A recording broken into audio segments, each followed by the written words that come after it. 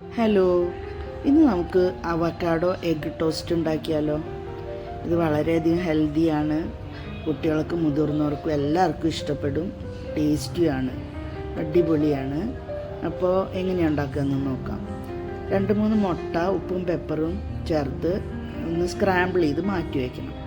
Avocado മുറിച്ചതിന് ശേഷം അതിൻ്റെ ഉള്ളിലെ പൾപ്പ് എടുത്ത് നല്ലതുപോലെ ഒന്ന് സ്മാഷ് ചെയ്ത് അതിനകത്തേക്ക് നമ്മൾ ചേർത്ത് കൊടുക്കുന്നത് കുറച്ച് ഉപ്പും പെപ്പറും ഒറിഗാനോ, ഇത്രയേ ചേർക്കുന്നുള്ളൂ. എല്ലാം കൂടെ നല്ലതുപോലെ മിക്സാക്കി എടുക്കണം.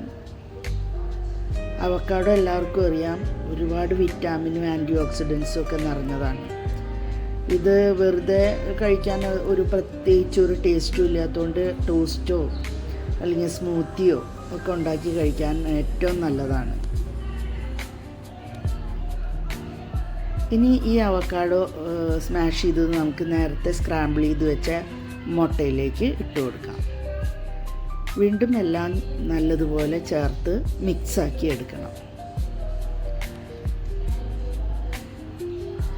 ഓണിയനോ ടൊമാറ്റോ വേണ്ടവർക്ക് ചേർക്കാം. ഇവിടെ അതൊന്നും ഞാൻ ചേർക്കണില്ല. അത് ഇഷ്ടമുള്ളവർക്ക് ചേർക്കാം, അല്ലാത്തവർക്ക് ചേർക്കണ്ട.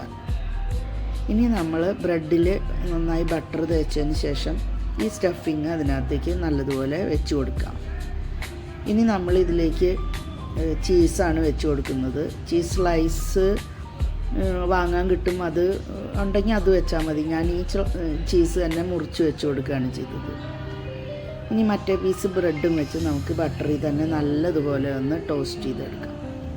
വെറും 10 മിനിറ്റിൽ കുട്ടികൾക്ക് പോലും ഉണ്ടാക്കാൻ പറ്റിയ അടിപൊളി ഹെൽത്തിയായ ഒരു സാൻഡ്വിച്ചാണിത്. ഈ 2 സൈഡും ചെറിയ തീയിലിട്ട് മൊരിച്ചെടുത്ത് കഴിഞ്ഞാൽ നമ്മുടെ എഗ് അവക്കാഡോ സാൻഡ്വിച്ച് റെഡിയായി. കുട്ടികൾക്ക് ടിഫിനിൽ കൊടുത്തയക്കാനും നമുക്ക് ബ്രേക്ക്ഫാസ്റ്റായിട്ടും ഒക്കെ കഴിക്കാം.